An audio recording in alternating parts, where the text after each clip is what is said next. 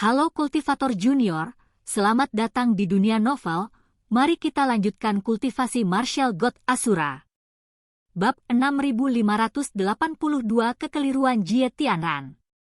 Jie Tianran, Anda adalah penguasa Istana Suci Tujuh Alam, dan seseorang yang dipercaya oleh semua senior. Yang harus kamu lakukan adalah melindungi semua orang di Istana Suci Tujuh Alam. Bagaimana mungkin kamu melakukan hal sekeji itu demi sebuah ramalan yang sama sekali tidak masuk akal? Itu berarti jutaan keluarga, jutaan nyawa yang baru saja lahir. Nenek Chu Feng gemetar lebih hebat lagi, dan setiap kata yang diucapkannya dipenuhi dengan amarah dan ketidakpahaman. Namun Jie Tianran tetap tenang. Sebagai penguasa Istana Suci Tujuh Alam, tugas saya adalah mempertimbangkan masa depan Istana Suci Tujuh Alam. Bahkan penguasa biasa pun tahu bahwa demi masa depan Istana Suci Tujuh Alam mereka harus memperluas wilayah kekuasaan mereka. Bahkan prajurit biasa pun rela mati di medan perang demi masa depan Istana Suci Tujuh Alam mereka. Sebagai kekuatan terkuat di dunia seni bela diri saat ini, orang-orang dari Istana Suci Tujuh Alam menikmati status paling bergengsi di dunia seni bela diri saat ini, dan mereka juga harus memiliki semangat pengabdian dan pengorbanan untuk Istana Suci Tujuh Alam. Mereka terlalu lemah untuk memberikan bantuan apapun kepada Istana Suci dalam hal kekuatan tempur. Jika mereka mengalami kelahiran, penuaan, sakit, dan kematian secara normal, mereka akan menjadi biasa-biasa saja dan tidak berharga, dan tidak berlebihan jika menyebut mereka belatung. Namun sekarang, rasanya kejam jika aku mengorbankan nyawa mereka demi seni ramalan. Pada kenyataannya, itulah kejayaan mereka. Mereka tidak akan lagi menjadi tim yang biasa-biasa saja karena keputusan saya. Mereka telah menulis ulang takdir mereka dan akhirnya mampu memberikan kontribusi kepada Istana Suci Tujuh Alam. Dengan demikian, hidup mereka memperoleh nilai dan lebih bermakna, kata Jie Tianran. Hak apa yang Anda miliki untuk mengambil nyawa seseorang? Apakah Anda sudah menanyakan kepada mereka apakah mereka bersedia? Nenek dari pihak Ibu Chu Feng bertanya. Saya tidak bertanya kepada mereka apakah mereka bersedia. Begitu saya membuat keputusan, mereka tidak punya pilihan selain patuh, karena aku adalah penguasa Istana Suci Tujuh Alam. Aku harus mempertimbangkan masa depan Istana Suci Tujuh Alam. Saya memiliki kualifikasi untuk membuat keputusan ini, kata Jie Tianran. Tidak masuk akal. Jika Anda benar-benar yakin telah melakukan hal yang benar, mengapa Anda tidak mempublikasikan ramalan ini? Karena kamu tidak berani, dan kamu juga merasa bahwa masalah ini kotor, menjijikkan, dan memalukan. Ini bukan sesuatu yang bisa dilakukan oleh satu orang, bahkan hewan pun tidak akan melakukan itu. Kamu bahkan tidak sebaik seekor binatang. Itulah yang dikatakan nenek dari pihak Ibu Chu Feng.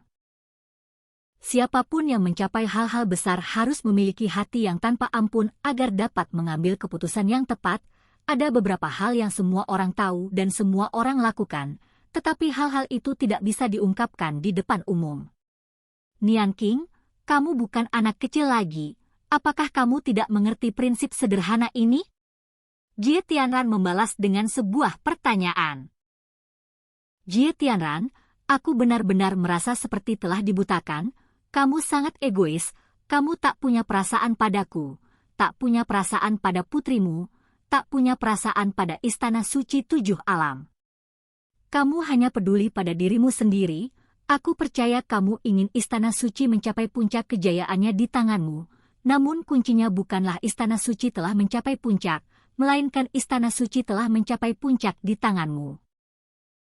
Hanya dengan cara ini Anda dapat meraih kesuksesan dan dikenang oleh keturunan Istana Suci untuk generasi mendatang. Kamu melakukan semua ini untuk dirimu sendiri. Semuanya untuk dirimu sendiri. Nenek Chu Feng menunjuk Jie Tianran dan dengan marah menegurnya. Apakah kamu masih ingat Jianing? Jie Tianran bertanya secara retoris. Mendengar nama itu, secercah kejutan muncul di mata Nenek Chu Feng yang marah. dan dia langsung bertanya, "Apa yang ingin kamu katakan?" "Bakat dan latar belakang Jianing lebih unggul darimu. Dulu, para tetua di rumah besar ini, termasuk tuanku, semuanya berharap aku akan menikahi Jianing. Ini adalah tradisi Istana Suci Tujuh Alam. Aliansi yang kuat menghasilkan penerus yang luar biasa, meletakkan fondasi yang kokoh untuk masa depan Istana Suci. Kamu seharusnya sudah tahu itu," kata Jie Tianran. "Aku tahu bahwa jika Jianing tidak meninggal, seseorang yang egois sepertimu tidak akan memilihku. Itulah yang dikatakan nenek dari pihak Ibu Chu Feng. Lalu, apakah kamu tahu bagaimana Jianing meninggal?" kata Jie Tianran. "Dia meninggal di reruntuhan saat menjalankan misi, bersama dengan semua rekannya. Itulah yang dikatakan nenek dari pihak Ibu Chu Feng. Itu dilakukan oleh orang tua ini," kata Jie Tianran. "Apa?" Ekspresi nenek Chu Feng berubah drastis. "Aku hanya bisa menikahimu jika dia sudah tiada. Jika tidak, kamu hanya bisa menjadi selir. Kamu bilang aku tidak mencintaimu, tetapi sebagai penguasa Istana Suci Tujuh Alam, aku memegang posisi tinggi dan kekuasaan besar, berdiri di atas puluhan ribu orang. Selama bertahun-tahun, pernahkah kamu jatuh cinta pada orang lain?" Jie Tianran bertanya secara retoris. Nenek dari pihak Ibu Chu Feng tetap diam. Dalam hal ini, Jie Tianran memang telah menunjukkan dedikasi yang luar biasa. "Bukankah kamu sedang mengasingkan diri saat itu?" tanya nenek Chu Feng. "Aku hanya berpura-pura mengasingkan diri.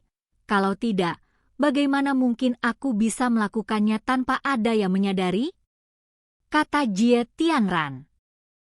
"Tapi meskipun kamu tidak menyukai Jianing, tidak bisakah kamu katakan saja, mengapa kamu harus benar-benar harus membunuhnya? Seandainya dia masih hidup, dia pasti akan mampu bergabung dengan jajaran spiritualis roh dunia naga langit dan memberikan kontribusi besar bagi Istana Suci Tujuh Alam kita," nenek dari pihak Ibu Chu Feng bertanya. "Kamu terlalu naif. Segalanya tidak sesederhana yang kamu pikirkan. Dulu, kami semua hidup di bawah perlindungan Anda sekalian. Hak apa yang kami miliki untuk membuat pilihan sendiri? Aku tidak punya pilihan lain selain menggunakan taktik ini jika aku ingin menikahimu," kata Jie Tianran. "Itu hanya pendapatmu, belum tentu kebenaran. Selalu ada solusi untuk setiap masalah. Anda tidak perlu menggunakan cara-cara kotor seperti itu." Itulah yang dikatakan nenek dari pihak Ibu Chu Feng. Pada saat itu, Jie Tianran tiba-tiba tersenyum dan berkata, "Tidak apa-apa, kamu boleh naif seperti ini, dan tetap naif selamanya. Toh aku akan melindungimu," kata Jie Tianran. Mendengar itu, nenek Chu Feng tidak merasakan emosi apapun, sebaliknya, dia merasa jijik dan bahkan semakin marah. Dia menatap Jie Tianran dengan garang dan membentaknya. "Jie Tianran, berhentilah berpura-pura. Ranking sudah pergi dan tidak bisa menghadapimu, jadi kamu bisa mengatakan apapun yang kamu mau.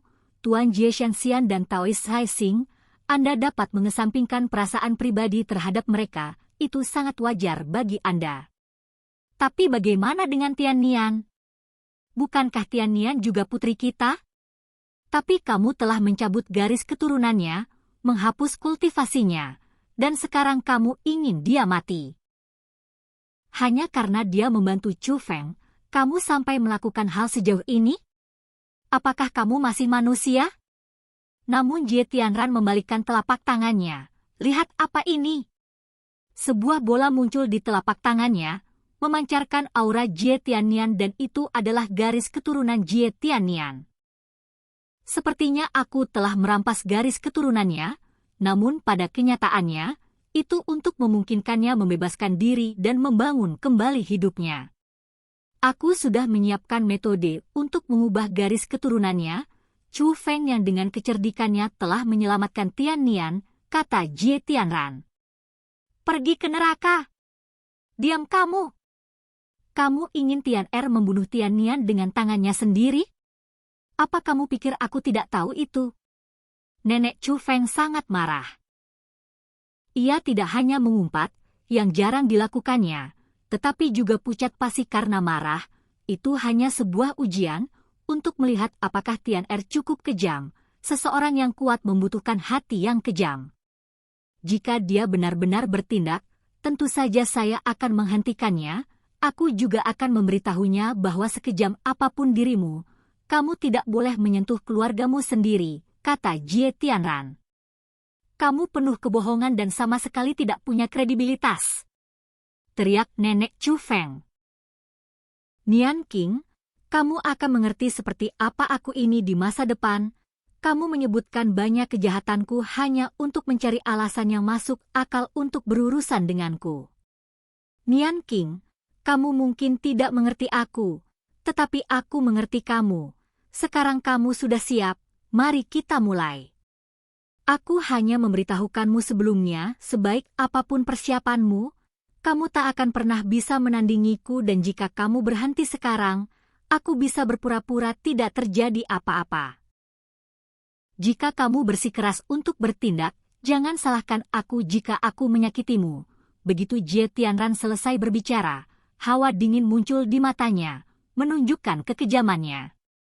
Dan cerita pun berakhir, sampai jumpa di kultivasi martial god Asura berikutnya di dunia novel.